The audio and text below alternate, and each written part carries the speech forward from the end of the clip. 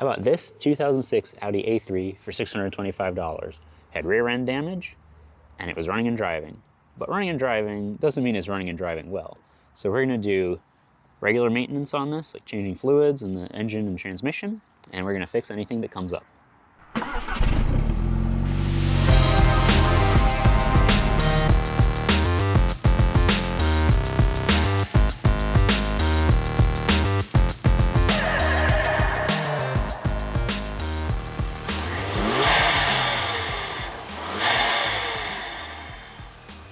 As you can see in this engine bay, not everything is stock. It's got an aftermarket air intake. And that, we don't know how this was treated by previous owners. So one thing we like to do with high mileage cars, and this one has over 180,000, is to do an engine flush and get any gunk out of the oil passages and give it the best chance of living a long life. So let's start with that. The first thing we're going to do is use liquid moly engine flush, which I also used on my Volvo rebuild, and we'll run the engine for 10 to 15 minutes, then do a regular oil change. One bottle is good for up to 5 liters of oil, so we're going to put the whole thing in.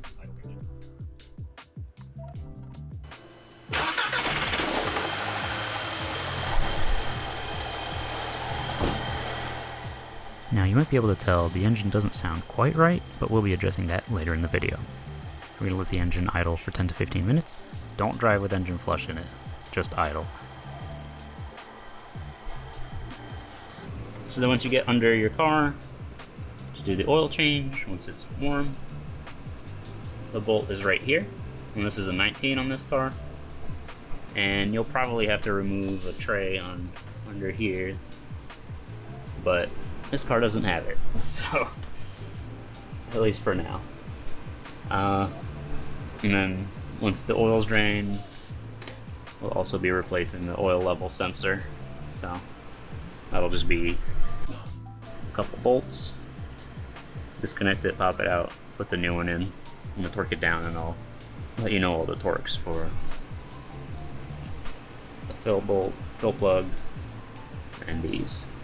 To get the oil filter housing off, for some, there's a cap on it, which you can unscrew by hand. That reveals a drain, which can allow you to drain the filter before removing it. We'll skip that this time and use a 36mm oil filter cap wrench to take it off. Also, as a reminder, if you're not going to use torque specs, only tighten your filters hand tight. No need to crank it down. This one was on way too tight.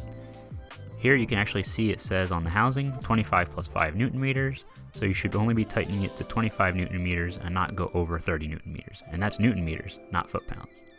These housings are plastic, so too tight could actually crack them, and that could result in engine damage if the oil leaks out. Once you've installed your fresh drain plug, and if you're doing the oil sensor, these are 9 Newton meters. That is 30, and your oil filter housing is 25 plus 5 Newton meters, so 30. When you're removing the oil filter housing, be really careful, it's going to splash out, so just do what you got to do to protect yourself and catch it. And that's all for the oil change. If you do the oil level sensor, before you reinstall the connector, don't forget to spray it out with contact cleaner, just to give yourself, the best chance of it working. Now to fill the engine back up with oil, we're putting in 5 liters of liquid moly oil. Now, since we just used liquid moly engine flush and we're using liquid moly oil, you might think we're sponsored, but we're not. It'd be great though. The reason I like to use it is because I've had good results with the engine flush and oil additives, which is actually what we're putting in next. This engine treatment has molybdenum in it, which is used in the aviation industry. They use it because if an engine runs out of oil, it allows it to retain enough lubrication to get back on the ground safely. So if that's good for plane engines, surely a car can benefit. Especially if a car is parked for a while, it can keep the valve train lubricated on startup until oil is flowing. We ordered ours from SCP Euro, again not sponsored, but one day maybe.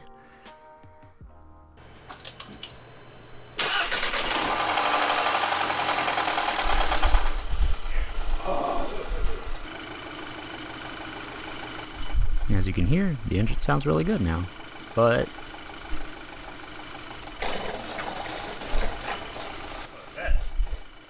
it turns out we have a pretty bad vacuum issue in the crankcase.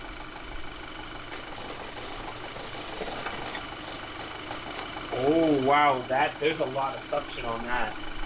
There's no blow-by, that's pure suction. Now from my experience, this kind of symptom is usually an issue with the PCV system, and we will be addressing that later on in the video. We're also going to be looking at the vacuum pump because that has an oil leak, and it's possible that that was also contributing to the issues. So let's go work on that right now. So this is the vacuum pump, and we're going to replace the seals in here because bad seals can cause a severe vacuum leak, and it's leaking oil pretty bad right now. First, we're removing the vacuum line,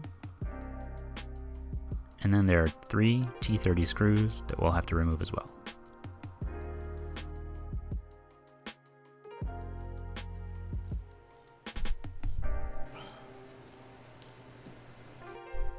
Now you'll notice that we removed the air intake to access the screws, and I didn't show this because this car doesn't have the standard air intake.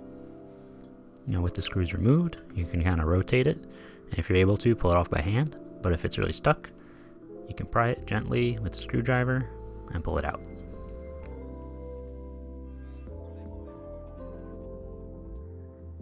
And here we can see the O-ring is completely flattened, which kind of suggests this may never have been replaced. To remove the connector for the vacuum hose, there's 2 tabs, one on either side that you can push in, and then you can work it out little by little and pull the piece off. And just like the other one, this O-ring is worn out too. Next, we'll remove the 5 screws that hold the front plate on.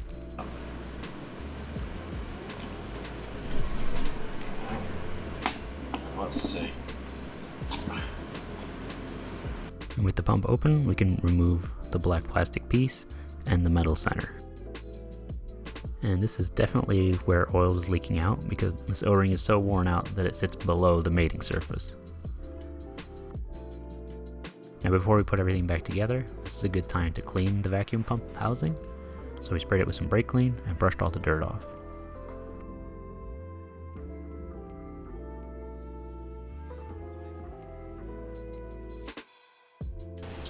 This would also not surprise me that this was creating our vacuum leak, considering how none of the seals were functional. Oh, and the reason why we're using a soft bristle toothbrush on this is so that we don't scrape this up while we're removing the remnants of this O-ring.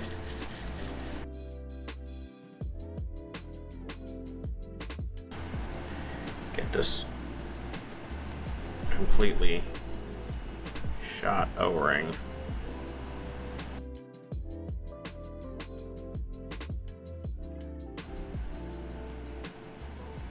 Square on one side and rounded on the other. Oh no, actually. It's not a square. Yeah, it's rounded on that side. So, this was originally a round O-ring. To make sure the new O-ring seats properly, we got to clean out the groove where the old one was. Also, just a good time to make this caution. We're working in a very well ventilated area. There's an air conditioner running just there, pumping air. Do not work quick brake clean, even non-chlorinated, in unventilated areas. Speak from experience there. You'll have a headache for a while. So the rebuild kit that we're using is from RKX Tech. They make a lifetime rebuild kit for these vacuum pumps. And they kind of have a really trick O-ring here. I don't know if you can see it, but it's got what's called a double lip, so there's a groove in the middle of the O-ring. So you have 2 sealing surfaces on each side. And when you put that in,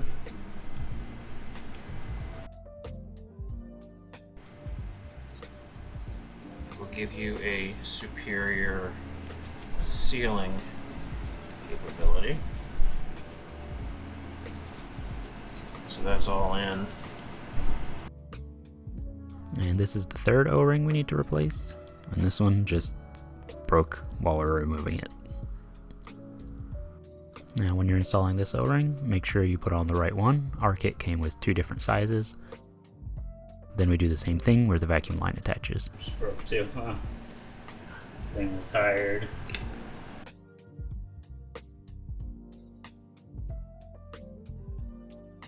Now when you're reinserting this piece, you want to make sure you push hard enough that it seats properly.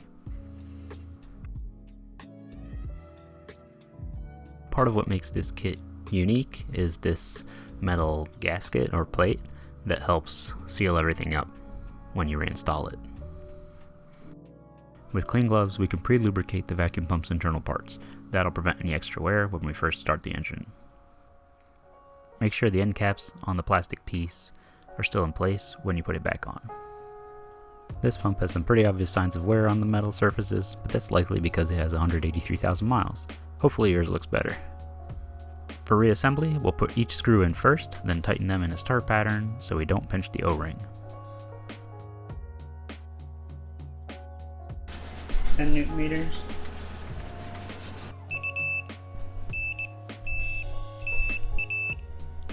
And with that, it's ready to go back on the car, but we'll give it a quick clean ahead of time.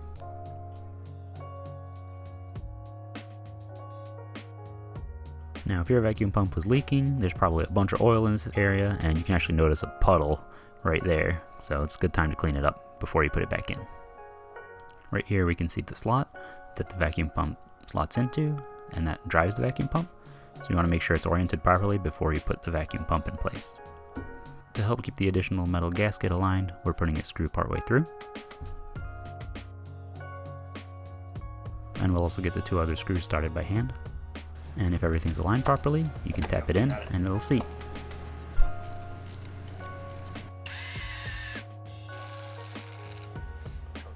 And our torque spec is 10 Newton meters. Then don't forget to pop the vacuum hose back on. And your vacuum hose. And then reinstall your intake. And that's the vacuum pump taken care of. So the first step to servicing the transmission is to remove the battery. So just loosen your terminals, pop them off.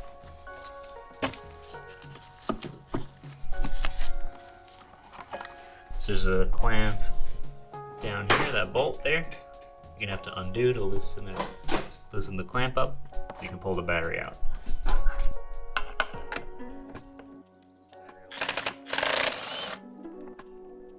Here we're removing the bolt and the hold down plate that hold the battery in place.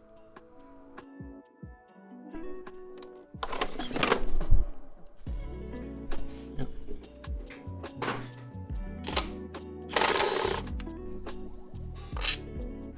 So it attaches in the airbox housing, I guess. Yeah. Might be different on your car if you don't have a cold air intake. So with that bolt out, there's a bolt here. But I think, yeah, this plate here with the O-ring also connects there. And then, oh yeah, there is one in here. There's one more there. And then there's one over here. The sleeve should unflip. Yeah.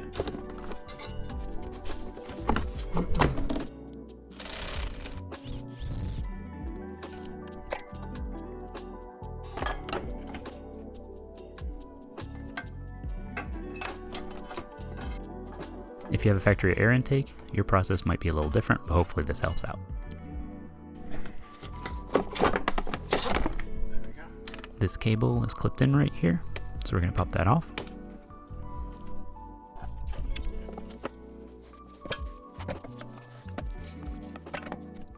And with the air intake removed, we have a little more room to remove the battery tray.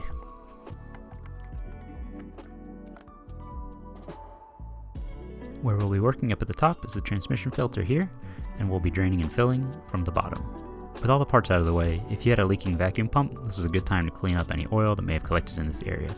If your vacuum pump was leaking, it could make it look like you had a rear main seal leak because of oil dripping down in this area. It's important to also note that too much crankcase vacuum for an extended period of time can actually cause the rear main seal to fail. So watch out for that and service it if you need to. Once we're under here, the transmission drain is right here. To open it up, we're going to need a 14mm hex socket so that we can use a ratchet or a breaker bar. This is a 2-part drain, so there's a main plug and then a second part inside that helps fill to a specific level. So now I'm going to put my drain pan in place and we'll start draining. I'm going to keep the the plug, right? We're just replacing the washer. Yes. Okay, it's dark, but not black. Dark but not black is good. That means that the service was. Yeah, it's like see-through, kind of brown. Hey, That's good. That's good. Because if you let these transmissions go without service for too long,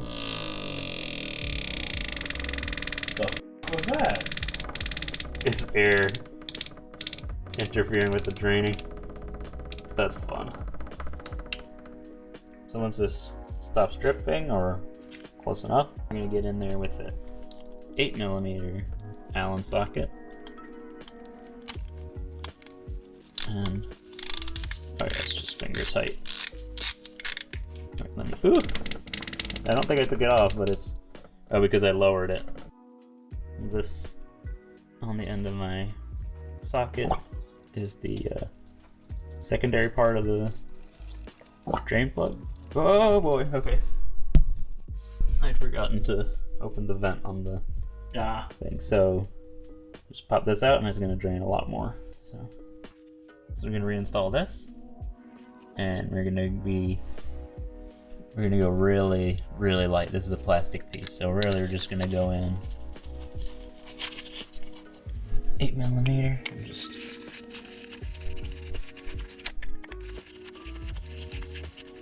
was it 2 foot-pounds? Yep. So literally just finger tight.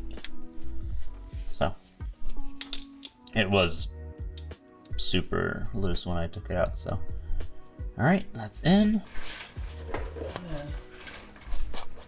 This is a tool. That's part of the fluid change kit that will screw in to the main plug hole, and this will allow us to attach a hose to pump fluid into the transmission. So just finger tight here too. So I've installed the hose, and this is the pump that actually screws onto the transmission fluid bottles. So once we've replaced the filter, I'm going to get started filling the transmission up. But first, we're going to change the filter.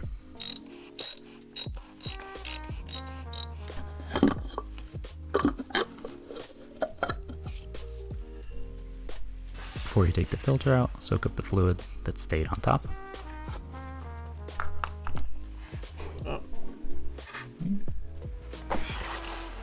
Right underneath. And you can also wipe up what's left in the filter housing. Trying to make sure that the orientation is the same and that the filter O-ring, just down here, pops onto the transmission.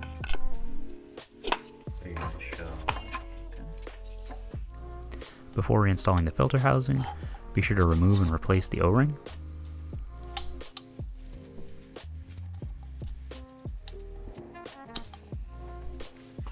I'll take some trans fluid from here and just use it to lubricate the O-ring. And then just roll it down. Place. Make sure that it's down here where it's supposed to be. Just put it back over here.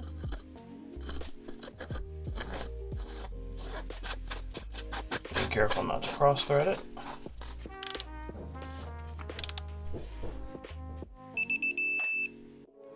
With the filter change, we can start filling the transmission. So I said 2.5 and then start the car. Yep. Put it through all the gears and put the rest in while it's running.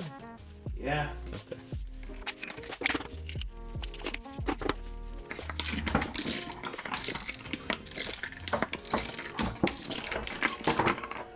So you can't get all of it at once. You can always pour it later into another bottle.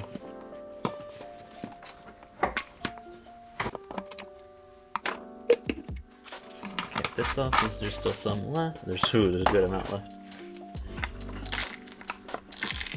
I'm pretty much at 2.5. Okay. Now, since for the next step the engine's going to be running, I'm going to prepare all the bottles so that I can get the fluid in as efficiently as possible. With the transmission pre-filled with 2.5 liters, we're going to start the engine, put the car through its gears, and continue to fill the transmission up with everything that's included in the kit, which is 7 liters. Once that's full, we'll remove the fill adapter and put the drain plug back in right away. And then once the transmission is up to temp, we'll remove the drain plug and let the excess fluid drain out until it changes from a stream to drips, and then we'll close it back up and torque the drain plug to spec. Okay, I'm pumping. We put the intake and battery back into place before this step.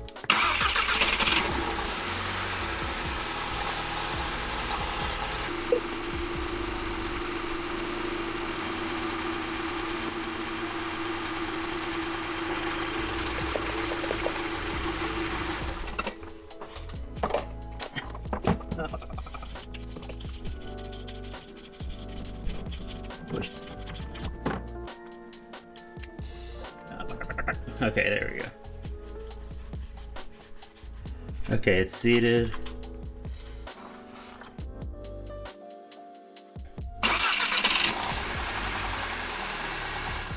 Now we're going to run the car to get the transmission up to temp. And once the transmission is up to temp, we'll remove the drain plug and let the fluid drain out until it changes from a solid stream to just drips. So we're going to do 22 foot-pounds.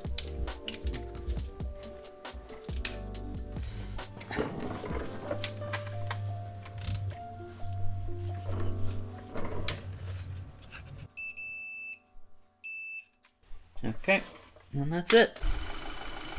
So the engine stumbling when you pull the dipstick or the engine cap off is because the PCV system's plugged up. And that's what happens. Building up a ton of vacuum pressure internally. Yeah, so fortunately on this car, it's this system here, which is easy to access, unlike on the Volvo. If you check out that video that I put out, that's a huge job, so thanks Audi for making it easy. This is incredibly easy. We're almost done. You just squeeze here, pull that, and slide it out of the way. Same thing here, you squeeze, but these are just 2 tabs on each side, or 1 tab on each side. But it's already broken. And then you have all of these T25s. One here, one here, one here, and one here. There's 4. And we know something's wrong with this one already, not just because of the vacuum, but also when I pulled this off, there was a little bit of oil in that hose. Okay.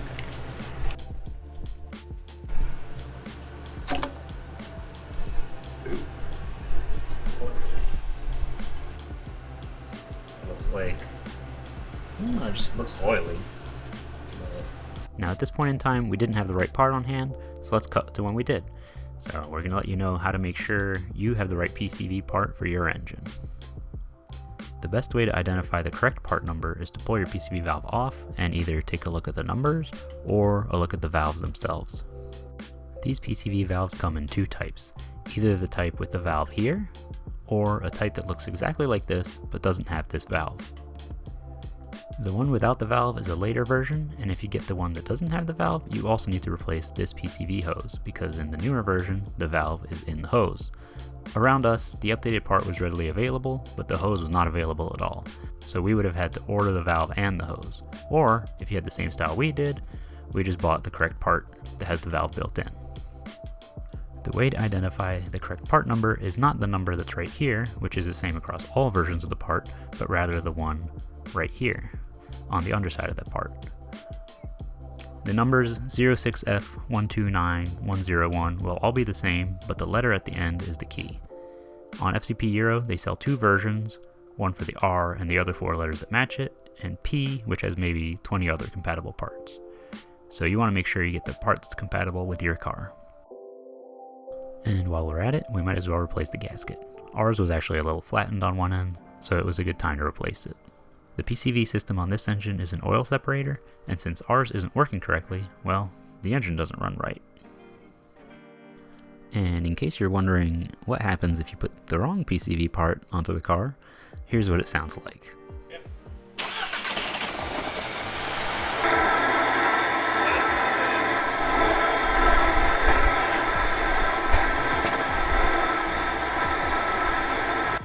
And that can't be good for the engine.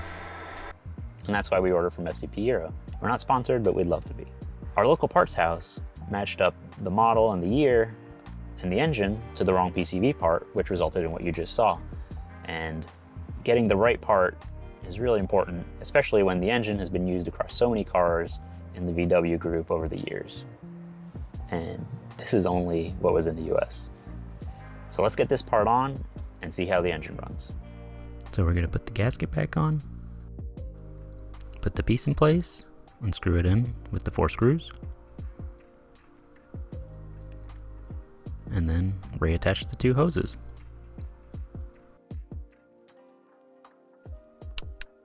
Now if it works the way it's supposed to, the engine shouldn't stumble anymore when we pull the dipstick out.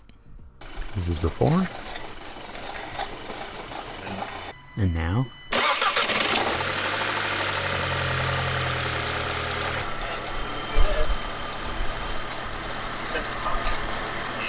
So this is a great result. And we even have better throttle response.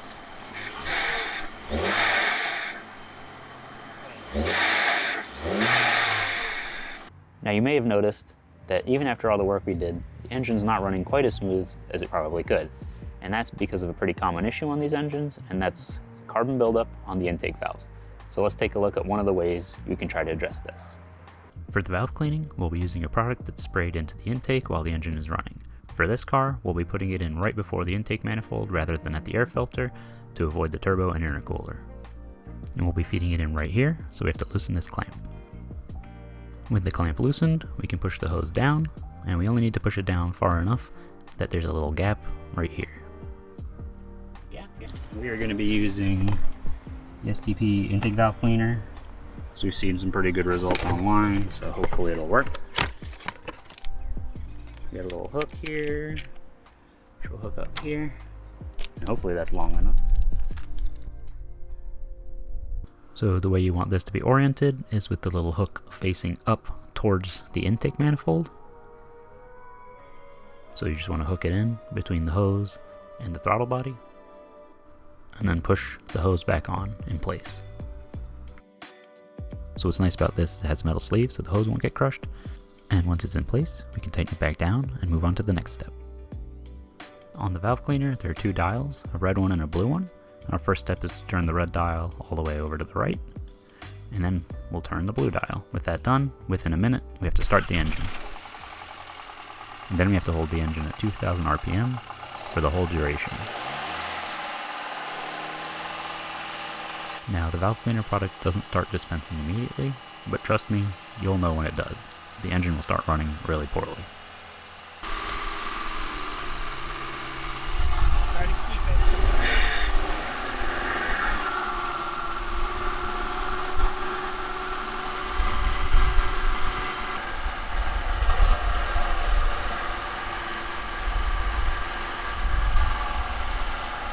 Now, when the cleaner starts working, do your best to keep the engine running at 2,000 RPM.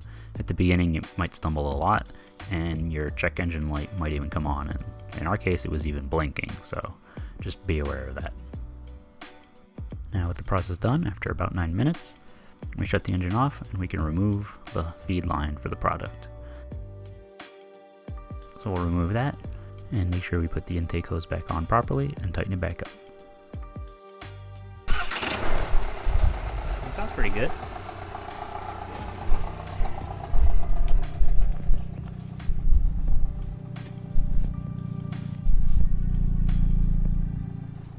And now the last step is to drive the car for about 15 minutes to make sure any residual gunk on the valves gets cleaned off, and then you're good to go.